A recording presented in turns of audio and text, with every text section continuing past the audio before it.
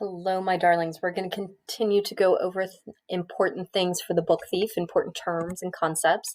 One of the terms you're going to hear quite a bit is Mein Kampf. And Mein Kampf is basically, it's the book that Hitler wrote while he was in jail. You're going to hear a lot about this book in the book thief. In fact, one of the chapters is called Mein Kampf.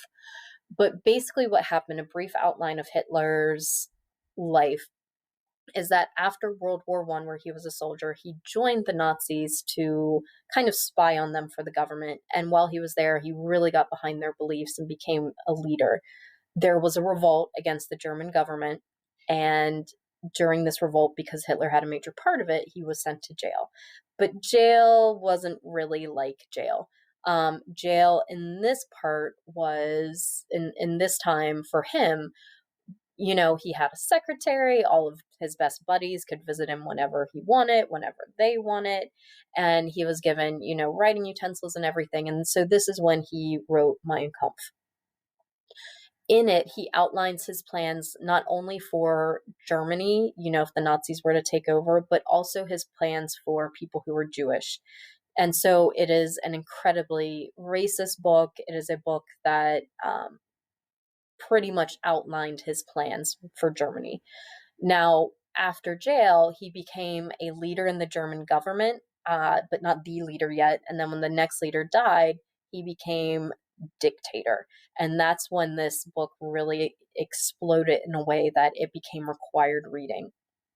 If you gave money to the Nazis to become a member of the party, then you were given a copy of this book. You were taught it in schools. You were, you were required to memorize passages. And of course, everything Hitler said and did was considered amazing. And so this becomes a major player in Nazi Germany. The next thing we're going to go over is Jesse Owens. Now, when we talked about Aryans in part one, we talked about how people were blonde-haired, blue-eyed, were considered the most pure, the most innocent, and the best athletes. And this is a concept that Hitler very much, puts forward. Interesting enough, in 1936, when the Nazis are still getting their plans together, Berlin in Germany holds the Olympics.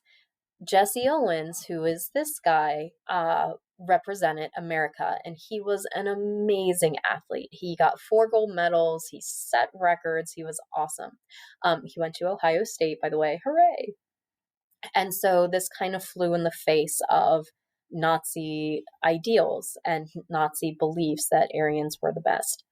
Now, there were some rumors that Hitler refused to shake his hand, and Jesse Owens would later say, no, Hitler did shake my hand, but the President of the United States, however, did not even ask to meet me. Remember, America at this time is still very blatantly racist with separate drinking fountains, and you have to give up your seat on the bus. So, America is not perfect either, but and people who are African Americans felt a great deal of racism in America. But for Jesse Owens to represent America, is a source of pride for us.